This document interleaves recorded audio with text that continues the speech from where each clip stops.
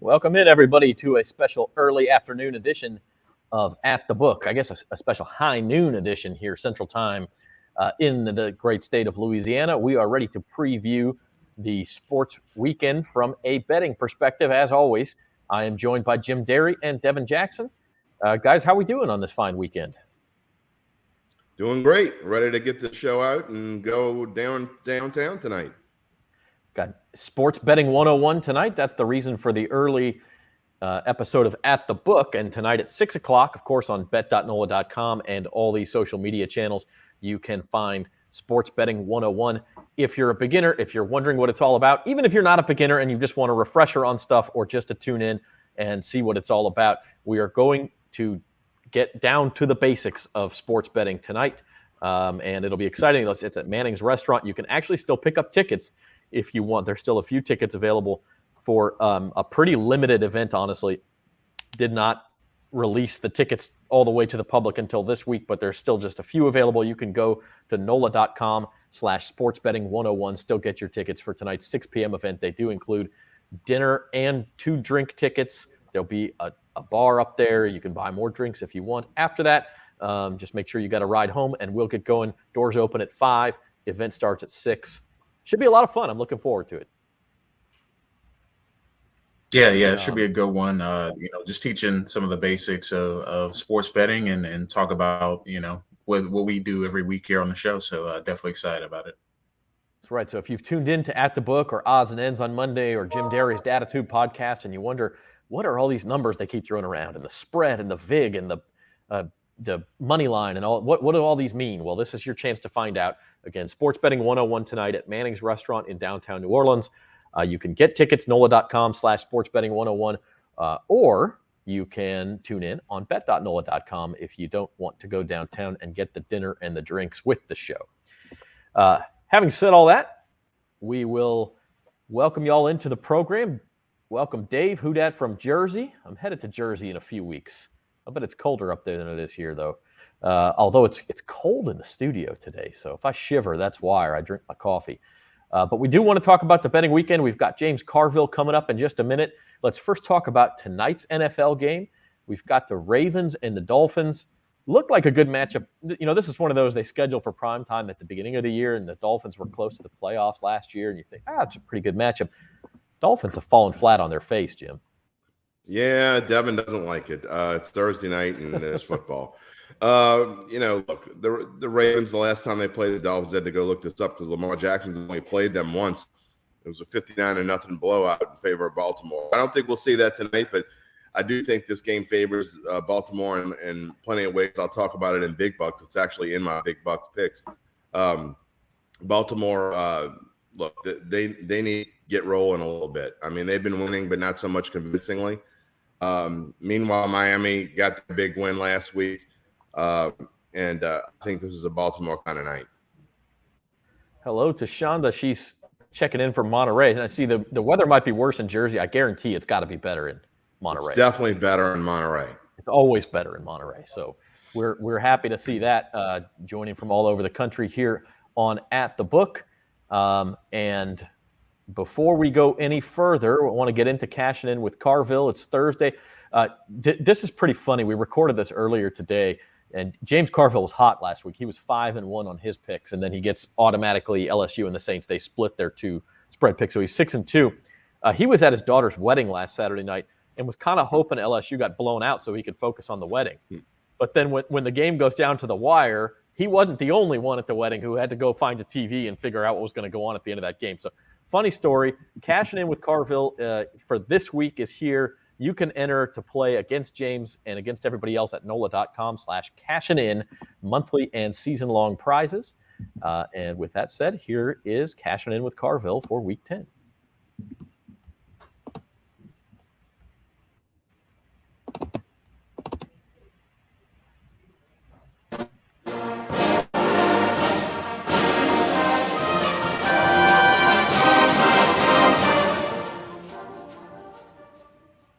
Welcome to Cashin' In with Carville. Another week, a good week for James Carville as we round into the home stretch of football season. James, you're rounding into fine form on your picks. We had some rough weeks. We started out good. We went in a slump, but I told you, October was a horrible month for us. September was great. We got a good start in November, so let's roll from here. Yeah, well, we won't be giving away nearly as many prizes this month if that continues. It'll be a November to remember. So, starting off with the Saints and their pursuit of Odell Beckham Jr., an LSU guy, a Louisiana native. What are your thoughts on OBJ coming to New Orleans if that does happen? I read, I guess it was Jeff Duncan. Of course, I read everything that Jeff writes, and I thought he made a lot of sense. And I think it would help Odell to be back home. I think the parents are here and got a lot of friends here, and the team wants him.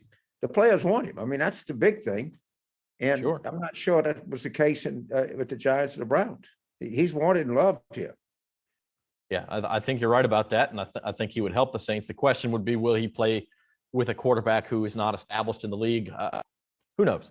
I don't know, but I like the idea. I think he's a tremendous athlete that has a lot of unrealized potential, and I think that in a coach like Sean Payton, you're going to realize a lot of that potential. I mean, I'd go where you have a really good coach, and sure. The quarterback can straighten itself out.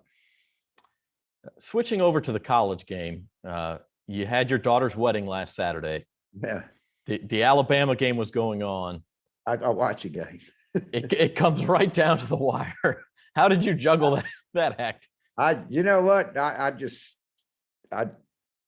had a few pops, and I said I had a good guess. I went back. The wedding was outdoors. I went in the house, but there were quite a few people were watching the game. It turned out to be, I mean, those kids gave one hell of an effort.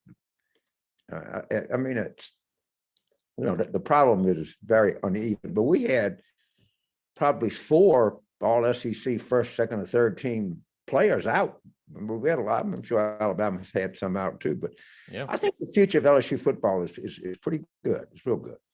I do. We'll see where the coaching search goes, but I think if nothing else, Ed Ogeron has his guys playing hard when he doesn't necessarily have to from a professional standpoint. So you've got to give him credit for that.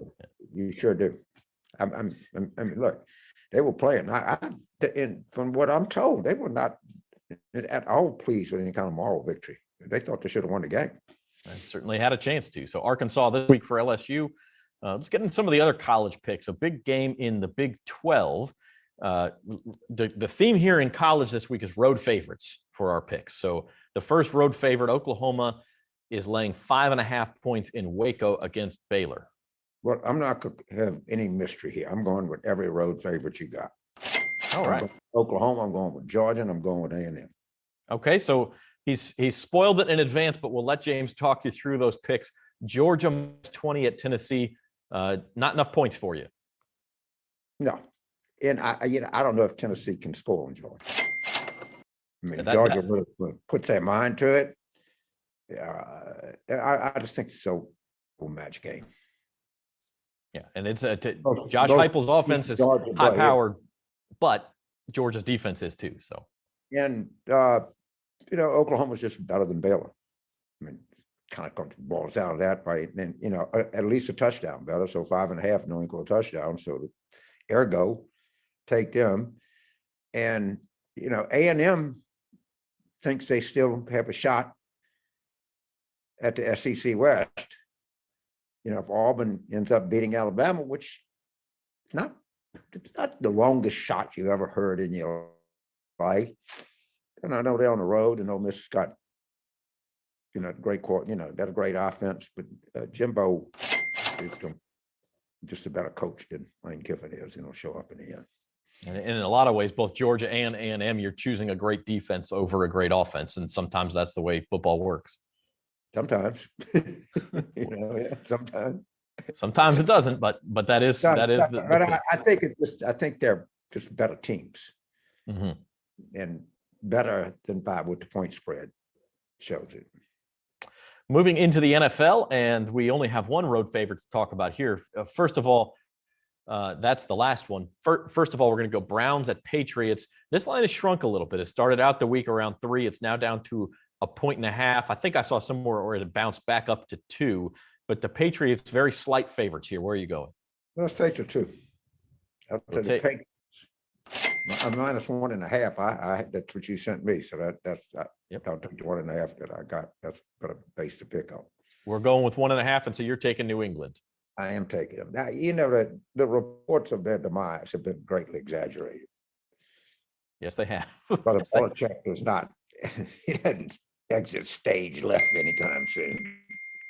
No, he doesn't have Brady, but he's still a good coach, and he knows what he's doing, and the Patriots are on a roll. Speaking of being on a roll, the Cowboys were on a roll until they hit the Broncos roadblock last week. Who would have thought that?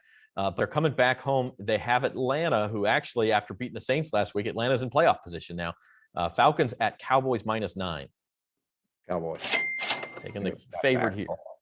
Yeah, and that Atlanta game, the Saints Atlanta game, blew a lot of change. They're good, but that was terrible. I didn't like that game at all. Got to hang on to the ball in the first half. That's Absolutely. And I do think, going back to what we talked about earlier, I think Odell, would bring a lot of excitement to that offense. And he'd certainly make the defense would have to be aware of where he was at all times. That certainly seems to be about what they're missing. And then finally, in the Sunday night game, we have Kansas City, another road favorite. They're -2.5 out in Vegas. Raiders, a team with a lot of turmoil this year. Of course, the Chiefs have not lived up to expectations either. So where do you go here? The Raiders, I think they're pretty good. Kansas City, they played really hard against Green Bay. No, the Raiders at home. I'll take the Raiders. Raiders. And I'm getting points at home. There's always turmoil in the Raider organization. It's ever since I can remember. I don't remember what it was in turmoil in the Raiders organization. They live for turmoil. Like in the DNA. Yeah. And I got a couple of blue plates.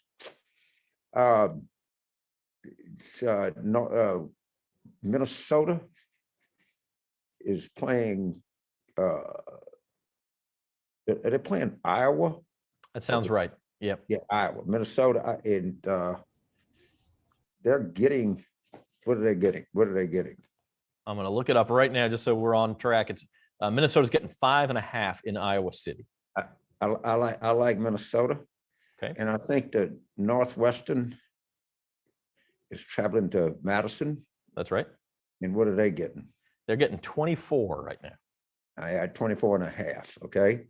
So I Okay. would take the 2 road dogs in the Big Ten. Couple of Big Ten. Golden Gophers and the Northwestern Wildcats, I guess they are. Yeah. They don't call it Lanyap in the Big Ten, but we'll call it Lanyap then. Yeah, that's just 2 little blue plates. I'm gonna play myself. All right. Well, we appreciate the tips and the picks, and we'll see you next week, James. All right, go get on Zaxter, the great Zaxter. Maybe we'll know who the football coach is at LSU by next week.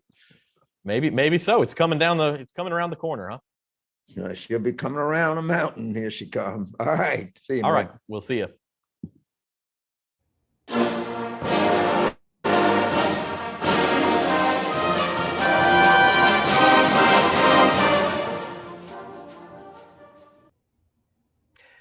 Always a blast with James. I don't know if I'd put up with anybody else calling me Zaxter, but Oh, don't say somehow that.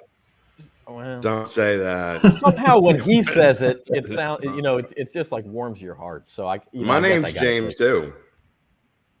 All right. Well, what is that supposed to mean? Well, I mean, if James can call you Zaxter, I mean that includes me, right? You got to do it in his voice, though. Okay. And by the way, it's the great Zaxter. That's true. Let's keep that straight. Gotcha. He was all over the road teams this week, especially in college football. A lot of road favorites: Oklahoma, Texas A&M, Georgia, big road favorite, of course, and then Arkansas. And let's spend a minute on Arkansas LSU. The Razorbacks have had their best season in years. LSU, of course, having, I don't know, maybe last year, but one of their worst seasons in years. But Arkansas only getting 2.5 at Tiger Stadium here. It's Saturday night in Tiger Stadium. LSU obviously looked very good in Tuscaloosa last week. But Jim, this is a key letdown spot, it feels like, for LSU. I mean, it just feels like all that emotion last week. We talked about this on Monday, but you're still feeling that way, I take it. 100%. I mean, this is LSU gave their all against Alabama. And wow, I mean, they gave their all and then some. I mean, I don't think, even if you would have told me they were going to play their best game of the year, I don't think they would have. I would have told you they would be able to hold Alabama to 20 points and keep it a game until the end. So, but I just look. I know they're coming back home. They're playing an Arkansas team that obviously was overrated early in the season. Arkansas is already bowl eligible, so they're kind of in a letdown spot too, right? But I just don't think – I think LSU is the best they could, and I don't see that kind of effort coming again the rest of the season, really. I don't think this is a good spot for LSU. It would not surprise me at all if they lost by double digits. Yeah, I mean, it just – Arkansas, the defense is very good, and if they start scoring points against a makeshift LSU defense that played very well last week, granted, but sometimes you can get up for those games 1 week, but doing it 2 weeks in a row, Devin, is a little bit of a different story. Yeah, it's going to be a difficult road for LSU. Even if their defense comes to play, I mean, Arkansas is a tough game no matter what year it is. They're just kind of that pesky team, but I think LSU will actually play well in this game. I know they're running like a 2-quarterback system potentially for the game. They're going to be rotating, I think, the 2 top quarterbacks they have on the roster. So I think that might affect the game a little bit in terms of who gets in the rhythm, of Max Johnson or, whoever, comes out on top. I think that will be kind of the thing to watch for this game. But I think LSU keeps it close through 3 quarters. I think Arkansas makes plays down the stretch to pull it out. But I think LSU plays them close throughout. Yeah, a little surprising. Garrett Nussmeier at Ogeron said he would get some time, but we'll see what happens. I mean, it's you might as well, right? If you're LSU, give the younger guys some runs, see what they can do. I don't know that that's the best thing for winning this Saturday. LSU needs one more win to get to. No, they need 2 more wins to get to bowl eligibility. Two, but they got UL Monroe. Yeah, right. So they really need one more SEC win. But look, that's a reward. I mean, and I don't have a problem with that. I mean, you're talking about a team that doesn't have anything going on. You're going to give the Nussmeier kid a reward. I mean, I'm sure the son of a former Saint, as a matter of fact. And why not? I mean, give him a chance to get in there, and what's it going to hurt? I mean, so it doesn't surprise me that he's doing things like that. Look, if anything else, is a loyal dude to his friends, to people that came and committed to. I know one thing: when he tells you something, when he's recruiting you, you can take it to the bank. And I've heard that throughout. I've known Coach O for a while. He's a loyal guy. When he tells you something, he means it. And so I think that's just what this is. He told me he would play him at some point, and Nussmeier has been part of this program and helped out the program doing what he's been asked to do, and so he's getting a little reward. If I'm Garrett Nussmeier, I might rather have that against ULM than Arkansas's defense, but we'll see. Maybe he'll be all right. Well, it will be interesting. That's Saturday night in Death Valley, and then on Sunday at noon, the Saints get going against the Titans. This is a big game for the Saints. I mean, look, that loss to the Falcons hurt in a lot of ways, but it hurt in part because the Saints' schedule for the rest of November and their into December is tough. I mean, they got road games at Tennessee this week, at Philadelphia next week, and then they come back home, but it's the Bills and the Cowboys, 2 of the top teams in the NFL. You got to find a way kind of to at least split these 4 games, I would think, and it starts here. Now, having said that, Sean Payton, just a master as an underdog. He's 12-2 straight up in his last 14 games as an underdog, and so it's hard to bet against the Saints in this spot too. It is. It's really, and if you look at the Titans side of things, it's not a good spot for them. I mean, usually when you lose someone the caliber of a Derrick Henry, that first week you can kind of go out on adrenaline. Defense usually plays a little bit better. It's the second week that kind of gets you. It's the same for when the Saints lost Jameis Winston. They came out with all that fervor. I mean, they basically played an entire game with their backup quarterback in there. What do they do in game 2? They come out and lay an egg. So you can bet they'll be ultra-focused. Look, we're talking about what their future schedule is. They know what their future schedule is. They know that this is the crux of the season right here. You cannot afford to go 1-3 or certainly not 0-4 in this stretch coming up I wouldn't call this a must-win per se. It's a must-win if they still want to win the division. But as far as going to the playoffs, it's not necessarily a must-win. But you have to go out there and you have to turn things around after the egg you laid last week. And no one's better at turning things around after a less than par performance than Sean Payton. And they will find a way, no matter who's playing quarterback, no matter who's playing receiver. I think this is going to be a good defensive game. I really like the under in this game. I like the Saints as well, but I really like the under because I think it's going to be more of a defensive struggle. Yeah, it's interesting you say that. I was thinking about something. Of course, the OBJ sweepstakes are still going on. And I read this morning that one thing that might happen is Odell Beckham might wait until after this Sunday's games to make his decision. Now, that could just be because he needs some time. It could also be because he wants to see what these teams are doing. And does that mean Sean Payton tries to open up the offense a little bit and say, hey, yes, we will throw deep. Yes, we will get you touches. Trevor Siemian can do this. I don't know if that's the best idea, but it occurred to me that it could be something that happens if you really are serious about courting OBJ. And if you do that, you have to assume that Taysom's playing, right? You're not going to open up the offense with Trevor Siemian. I mean, he's at least going to play some, yeah. I mean, I'm not saying he's not going to play some, but oh, you mean Taysom? Yeah, I think this is. Look, I think you're at the point now where Taysom's ready. I don't think anyone in their right mind believes that Trevor Siemian is going to be the quarterback of this team going forward in the long term. So if you're going to hand the keys to Taysom, unless there's more wrong with him than we know, and he's just not ready to carry a full load, which is possible. I think it's Taysom time. You got to do it, and I'm not a big Taysom fan. I don't dislike him, nor do I like him. I don't think he's a guy that can carry the franchise longer than you need him to. But I think in this case, I think he's your best chance to go to the playoffs and make any kind of noise. And if that's the case and he's ready to go, I think you got to go this week. Yeah, I mean that's. I don't think you're alone in thinking that. Put it that way. But this is just a Saints season, Devin, where they've yo-yoed up and down, up and down, up and I mean, that's just what they're going to be. I mean, they're not a great team. They're not a terrible team. And it just seems like it's been this yo-yo. And Jeff Duncan had a column, I think last week, or maybe it was even after the Falcons game, like that's who they are. And if that's the case, maybe they yo-yo back up. Yeah, I mean, they're known to bounce back and play well against really good opponents. And this is a Titans team. I think they last played in, if I'm not mistaken, 2018, I think. And they went into Nashville and got the win. So I think the Saints, proven that they can win on the road this year. They can beat really good teams. And honestly, this is probably the best defense that the Titans have seen thus far. I mean, they played the Colts twice.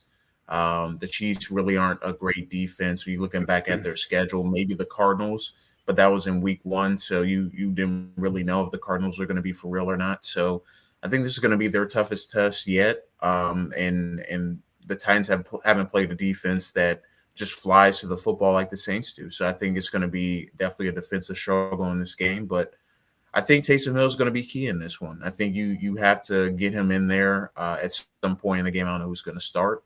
I would assume maybe Trevor Siemian starts, and then they sprinkle Taysom in. If he gets hot, they let him keep going. But I think this is a type of game he can come in and kind of control it with his running ability. Him and Alvin Kamara kind of chew the clock and win it, that type of game. So this is definitely an important game for the Saints. And they're a team that could catch fire in the second half of the season. I know their quarterback position isn't great or ideal, but this team has enough talent to get hot down the stretch. And if the receivers play any better than they have been playing, I think this is definitely a playoff team at the very least, and can get at least one win in the playoffs, I would think. Yeah, if they can get through this 4-game stretch at 2-2, like we've been talking about, they have a December and January where they play the Jets and the Dolphins, and they get the Panthers at home. They have some winnable games down the stretch. You just don't want to go in at 6-7 where you're going to have to sweep those games. And of course, they got to play the Bucs again too, so it's not going to be all easy. But they are in a position if they can stay with their head above 500 into December. They do have a pretty good chance if you look at the standings of making the playoffs. This game against Tennessee is the 17th game. It was the one that was added when the NFL went from 16 to 17. The rotation had the Saints playing the AFC East, And so this is the one game. Next year they'll get the extra home game. But it turns out to be a pretty important one. So. Sure. I mean, I think they played, I think it was 2 years ago when they played, which is weird. I don't know how they decided who's going to play what. I mean, obviously, if you were first last year, whatever division they picked, you played the first place team in that division. But which is kind of, that division stinks so bad. Of course, we get the one team that's decent. The Saints, to me, roll over any of the other three, including the Colts. And so it's just kind of luck of the draw kind of thing. But look, you got to win these games. You can't worry about it. Look, they don't make excuses. And I think they will come out well. And I looked the look-ahead line for the Philadelphia game. Interestingly, you talk about the tough stretch. They come in as an underdog this week. They go into Philly right now. That game's pick 'em. So, I mean, if you want to jump ahead and you like the Saints next week, or if you like the Eagles, I mean, now maybe is the time before we see what happens this week, because if the Eagles lose their game this week and, the Saints win, that's probably going to be a 2 or 3 point swing. So look ahead lines I just find it interesting. The lines makers think that the Saints are going to struggle this week and next week. And then, against Buffalo, they're certainly going to be underdogs. And against the Cowboys, they're likely to be underdogs. But when's the last time the Saints weren't favored throughout a 4-game stretch? I'd have to go way back in the almanac to find that one, because I guarantee you, I don't think that's been in the Sean Payton era. Even through the 7 and 9 years, I don't think the Saints have gone 4 weeks without being a favorite. That's an interesting stretch. Yeah, that is interesting. And the only time I could think of is when Teddy Bridgewater was starting, but I'm guessing there weren't 4 in a row during that. They were underdogs a lot. No, I don't think so. I don't think 4 in a row. Well, having said that, it'll be fascinating to see how the Saints approach that game. It's a big swing game. You lose it, you're 5-4, and you're really in a spot where you're fighting for the 6 or 7 seed in the playoffs. If you win, you're 6-3. You can still think about the division. You still feel pretty comfortable about the playoffs. So it's a big swing game, and I mean, there's going to be a lot of those at this stretch, but this is the first one. So let's go into big bucks. Let's play some big bucks. Last week was a good week for number 1 right here. Number 2 in big bucks. Number 1 in my own heart. Week 9 results. I was only positive. Devin, not your picks yet. We don't need your picks yet. Tell the people how good I was last week. That's what I want to see. All right. Texas A&M over Auburn, easy money. Saints Falcons under, that didn't work. Jim, you were on that one too. The Saints defense just wasn't as good as it usually is. But I mean, you looked at the beginning of that game, it looked like that was going to be easy money, right? I mean, the Saints. Then when Atlanta got to 17, I'm like, because you knew the Saints were going to come back some kind of way. I mean, they weren't going to hold them down to almost nothing. So once Atlanta got to 17, I knew that bet was probably in trouble. But a friend of mine had a better pick, and I wish I would have thought of it, because he was right. Saints Falcons under in the first half. You had to figure they'd come out and struggle and kind of sleepwalk through the first half. I didn't think they'd go scoreless, but it definitely was a better pick and under for the game. I wish I would have thought of it before then, but I didn't, and we both lost it. Yeah, that would have been one where had live betting been available in the third quarter, I think I would have bet the over live, because you could just see where that game was going. I do need both of you guys to answer for your Florida pick. I'm not sure any of us has missed a pick by that many points against the spread. They were minus 18. They lost by 23. So who wants to go first? I'll go first. Florida stinks. I mean, that's the best way I could put it. I mean, I know Dan Mullen has already gotten another year for Florida, but to lose to South Carolina, look, it's fine to lose to South Carolina, but losing by 23. And it was 40-10. I mean, it was worse than that. That's with a cosmetic touchdown at the end. I could not see that coming at all. That's called just giving up. I mean, look, you can't think it doesn't really. I think Florida would have been played their A game. They would have blown past. South Carolina's not good.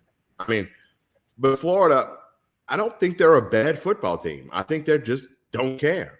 I mean, they're not playing for their coach, which hence he's gone. They just don't care. And so I'm not going to touch them either way the rest of the year. I don't want anything to do with them. I learned my lesson. And not only did I learn my lesson, I'm a much better pro guy than I am a college guy. I'm just going to stick to what I know better. and I'm going to leave the winning to Devin in college football. And you. Yeah, Devin knows what he's doing in college football. I was on that under too, Utah Stanford, Devin, and that one was a heartbreaker because Utah's just running the clock out at the end. And had they kneeled down, it's under 54. Instead, Stanford couldn't stop the run all night long, and the guy busts a long touchdown run. It's like, come on, and it's a blowout, so it wasn't like it was a situation where they're letting him score. So anyway, that was just one of those that happens to you. Week 10 best bets. Devin, you only had one NFL pick out of all your picks, which we'll get to in a second, but it was the one you put the most money on. What do you like about the Browns in Foxborough this weekend?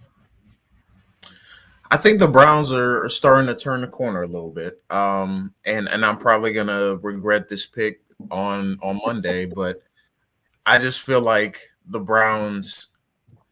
This has become must-win territory for the Browns. Like they have to win pretty much almost every week to still be in the running in the AFC North to make the playoffs. I mean, because the Steelers are now playing decent football and. Obviously, the Bengals are still hanging around. So every team in that division is hanging around and has the chance to make the playoffs. So they have to pretty much win every game they can. So I think this has become somewhat of a must-win for the Browns. OBJ being gone seems to have lifted whatever their struggles were on the offense because they put 41 on the last week. So I think they'll go in the Foxborough ready to play, pressure Mac Jones a ton, force some mistakes, and I think they pull out the win. It's interesting. All three of us have a little skin in that. I think, Jim, you have the Browns in a teaser, and I also have the Browns winning that game outright. No Nick Chubb, probably. He needs 2 negative tests before Sunday. He is vaccinated, so there's a possibility he could play. But no Kareem Hunt for sure. That means it could be Dearness Johnson again, but Dearness Johnson looked real good against Denver a couple weeks ago, and that's a pretty good run defense too.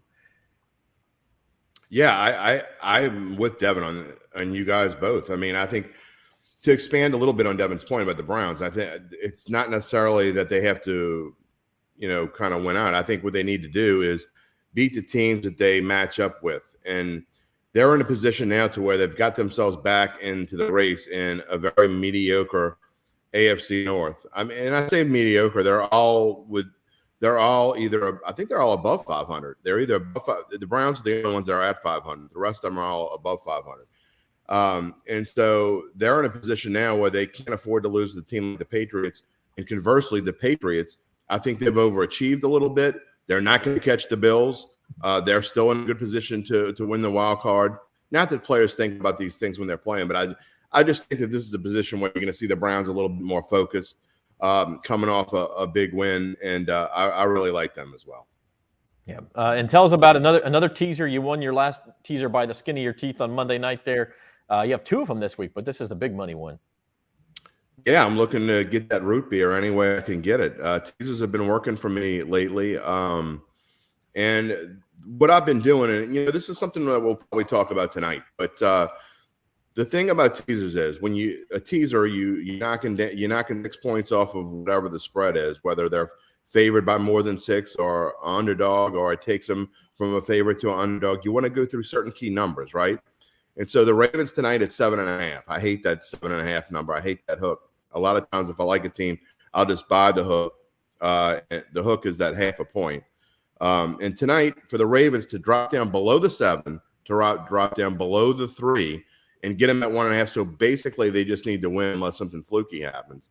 And then for Tampa Bay, I wish it was a little bit better teaser, but I wanted to tease the Ravens with a team that I really liked and actually think will cover on their own, and that's Tampa Bay. I also have Tampa Bay in my picks. We'll see in a minute.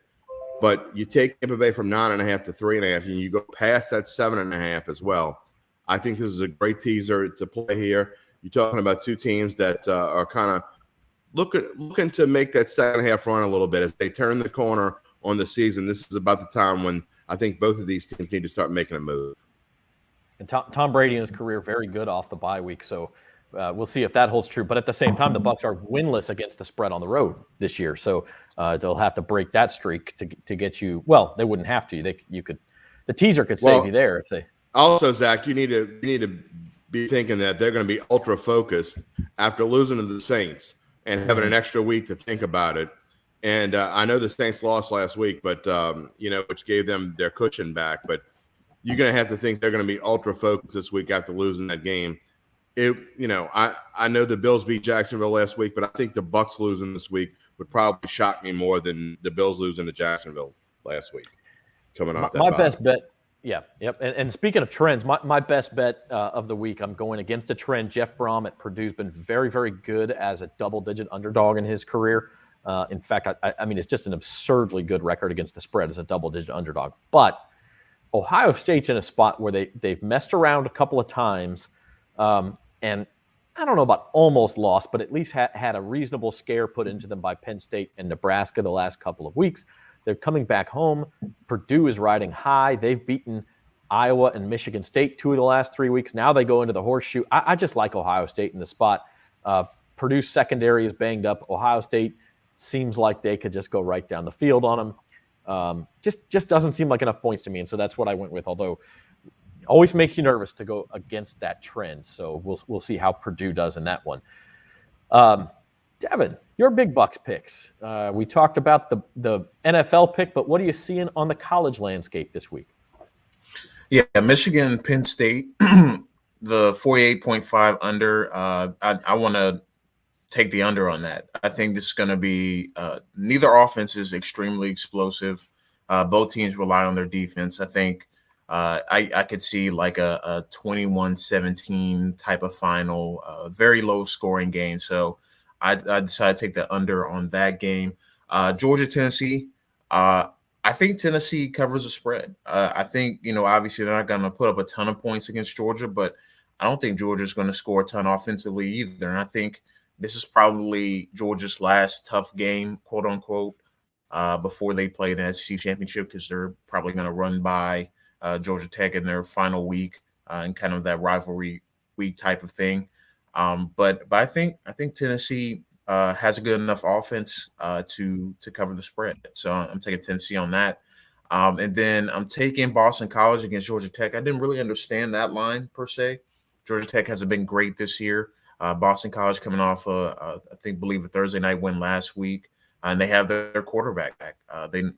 Phil Dracovic, who came back from injury. So I think Boston College should be favored in this game. I'm picking Boston College to win outright. So those are a couple of the picks I like this week. I'm fascinated by that Tennessee-Georgia game. I almost went the same way with Tennessee with the 20, and then I thought, Josh Heupel's offense, I don't know how many people paid attention because it was during the LSU-Alabama game last week, but Tennessee played Kentucky last week and won the game by a touchdown with like 12 minutes of time of possession. I mean, I'd have to look it up. I mean, it was ridiculous. Kentucky had 40-something minutes time of possession. It was more than 45. Josh Heupel doesn't care about time of possession. He will play for the quick strike, and they got it against Kentucky. And so I'm fascinated to see Georgia's defense doesn't give up hardly anything, but could you beat them down the field? They're so aggressive. Could you beat them over the top? This is the type of team that could do it. But I'll tell you this, if you don't do it, then Tennessee's going to get killed because their defense is not that good. Georgia's going to score points. And so I originally had Tennessee, and I shied away from it. But I'm fascinated by that matchup to see if the Volunteers can put up some points. If they can't do it, I'm not sure anybody puts up points on Georgia because that offense is high-powered, high-octane.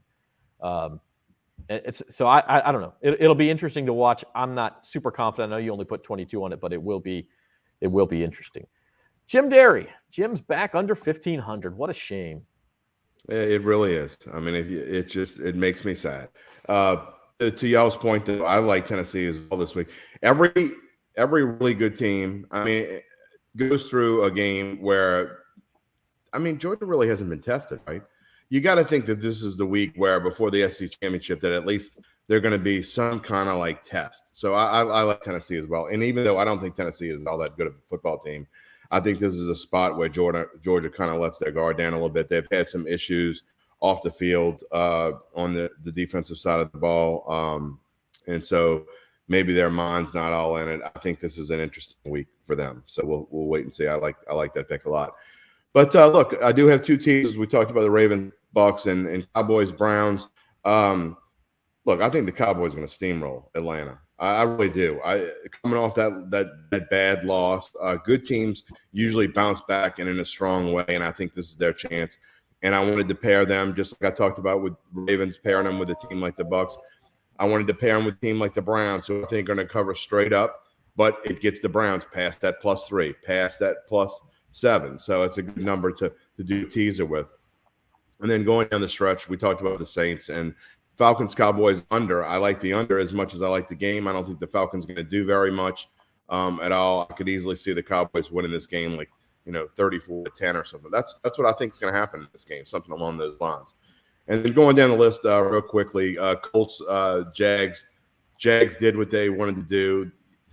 Usually when bad teams come back off of a game like they had last week, they usually really flop the next week, and the Colts have to have this game. This is a spot where the Colts, Jets, Jags, in back-to-back weeks, they have to play their best football. I think they will do that. And then I just have this sneaking suspicion. I don't know what it is, and maybe it's because the Steelers just squeaked by last week, and we were all joking with each other Monday night. Now, I don't think this is a very good football team. I just don't. I mean, we joke about Big Ben versus Justin Fields Monday night, but Ben's terrible. The Steelers aren't that great. I mean, of course, their defense is okay, but the Lions coming off of that bye week, bad teams coming off that bye week, they know their window's getting short to get a win, right? I think they're going to give everything they got. It wouldn't surprise me at all if this was the upset of the week in the NFL, the shocker of the week, I guess. And so I want a little bit of big bucks down on it. And then lastly, Seahawks, Packers, whether, Russell Wilson and the Aaron Rodgers debacle, who's starting quarterback? Well, you got two quarterbacks one who missed last week, one who won't be able to practice until Saturday, even if he plays. If it's Jordan Love, I like the under even more. Russell Wilson, you got to figure it's going to take him time to get back into the fold a little bit. I love the under in this game. Yeah, I'm interested too in that Lions game. I don't know that they'll win outright, but that's sort of a traditional spot to fade a team. They played on Monday Night Football, so they've got the short week, and the Lions are coming off a bye. So you're telling me that that's a big spread for any NFL game. Anything over a touchdown is pretty big in the NFL. And that's just a traditional spot where a team coming off the bye has got a couple of point advantage just because of the rest. And so I'm with you on that. I don't know about outright, probably worth a little sprinkle, but I do like the Lions on the spread. My big bucks picks, I'm trying to climb back toward our starting point of $2,000 here. And one game I really like, besides the one we already talked about, which was Ohio State, is a Friday night game, Cincinnati at South Florida. South Florida's no good. They give up a lot of points. And Cincinnati's at a spot, almost more so than Ohio State, where people they're number 5 in the CFP rankings, but they have struggled the last couple of weeks. Tulane, they really kind of sleptwalked through that game. And then Tulsa darn near tied them up at the end of that game last week. Cincinnati had game day in town. I mean, it seemed like they would be pumped up. At some point, they've got to get it rolling, and I think they're a good enough team to do it, and South Florida's a bad enough team to where, for me, that's not enough points, even on a Friday night road spot. I faded one of James Carville's blue plate specials without even realizing it. I'm going to keep rolling with Wisconsin. They've helped me out the last couple of weeks, and this may be too many points for an offense that's not that good, but Wisconsin's been forcing a lot of turnovers, so we'll go with that. And then in the NFL, I actually went against you, Jim. I like Falcons, Cowboys to go over that high total. I think that's just a shootout spot. Could be one of those for like daily fantasy. You want to stack players from those teams because it just feels like Cowboys get out to a lead and then they're exchanging touchdowns in the second half. We talked about the Browns. And then Sunday night, again, a pick I'm not real comfortable with, but the numbers, if you look at it, tell you the Chiefs deserve to be favored by more than 3 in this game. And so if I can get them at under 3, I'm going to go ahead and take it, although not for a lot of those big bucks, just 22. So those are my top. Can I ask you about that one? And go ahead. I'm not trying to be funny or pick at it, because most of the time I am. But the Chiefs Raiders, I think it's the other way. I don't understand why the Raiders are given. I said it in my NFL picks column. If you took the KC off the Chiefs helmets, and I don't understand why Kansas City is given points at Vegas. I know Vegas stuck up the joint last week, and they've certainly had their off-field issues. But they are the division-leading they're the division leaders for a reason. The Chiefs keep stinking it up. They only beat Green Bay with Jordan Love 13-7. They can't score against Green Bay. I don't understand why they're giving points there at all. I didn't pick it in big bucks, but I didn't. It just. I kind of think what you think a little bit, and I could get it, but at some point you got to get off the Kansas City train, right? I just left it alone. I did pick the Raiders in my NFL picks column because I didn't understand the line, but that's one game I probably won't touch at all. I just wanted to get your perspective on why you thought the Chiefs deserved to be given points there. It's one of those where you pick it even though you don't really like it, because if you think logically instead of emotionally, like if you think emotionally like the Chiefs have, you're right, they've stunk up the joint for a good month now. I mean, even at the beginning of the season, they weren't themselves, but especially the last month, really since they played, I think, Philadelphia, they played pretty well. And since then, they played in Tennessee and, of course, the Green Bay game. They haven't played well, but I still feel like at the beginning of the year, this spread is like 6 or 7. And so if I'm getting below 3, objectively, I see value in Kansas City. Again, I don't really like it. I didn't put a lot of money on it, but it's one of those where you got to kind of trust your head over your heart. At least that's my perspective on it. I just wonder at what point do you? I mean, I agree with you. If this is week 1, the line's at least 7. But at what? There's a guy I listen to that I really respect, who's a really great handicapper, and he's like 61% over the last 5 years. And he says the look ahead. I mean, he talks about what the lines would have been in week 1 all the time. Like in the beginning of the season, this would have been. I never understand that philosophy. And I'm not putting it down. I mean, it does mean something in a way. But at what point do we say Kansas City is not Kansas City anymore? We've been watching this over and over again. And there's a lot of people that think the way that you do with this line. It's just a weird one. And Kansas City is so intriguing to me because at some point you got to think they're going to wake up, right? But I've been thinking that for 3 weeks now, and finally I said, you know what? I'm not thinking anymore. Let them prove it first. I mean, they do. They've got to make adjustments, right? They've been facing that cover 2 shell defense. Make Patrick Mahomes just to borrow, speaking of the Chiefs, to borrow a Hank Stram term, make them matriculate it down the field instead of hitting the big shot, right? And Mahomes has proven that he's not patient enough to do that so far. But at some point, I trust he's a good enough player, Andy Reid's a good enough offensive coach, that they will make those adjustments. Now, again, you're right. Maybe they need to prove it first, but once they prove it, those lines are going to shoot right back up. And so I'm trying to grab it. And Edwards-Helaire is coming back, if not this week, very, very soon. So maybe that will make a difference. We'll see.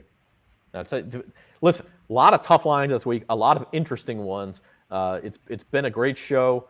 And guys, I want your final thoughts. I do want to mention before we go, Sports Betting 101 tonight, 6 o'clock, Manning's Restaurant, right next to Harrah's, New Orleans.